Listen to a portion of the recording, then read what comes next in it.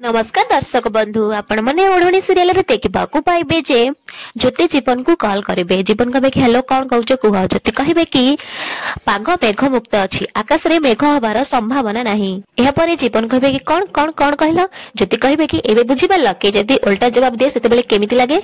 जीवन कहबे सुनो बेकार कथा छाड़ कौन काम अछि सेटा जल्दी कुह एहा परे ज्योति एपटे छोट छुआ मानकु डाकिबे कहबे लाली एठी आसिलु आसिलु तापर से छोट छुआ माने आसी जिबे आ कहबे कि ज्योति ए फोन नहीं कि तुम भाई को कह केते बेले आसीबे तापे से लाली फोन धरकी कहबे कि हेलो भाई तमे केते बेले आसीबो एक कथा ज्योति दीदी पचारछंती आ तांको तम कथा भारी मने पडुछि जीवन कहबे कि तांको कुह मते आ 2 घंटा लागिबो या परे ज्योति रागी कि से छुआंगटू फोन दे कहि कि आनी बेहेरी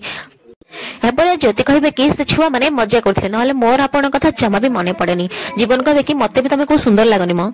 ज्योति कहबे ता माने आपण कहछंती मु असुंदर जीवन कहबे कि नहीं हां हां नहीं एमिति हेबे जीवन कहबे कि नाई मु एक कथा केते बेले कहली या पर ज्योति कहबे कि हौ छाड़ंतु आपण तो जेते बेले भी कहंती सब उल्टा ही कहंती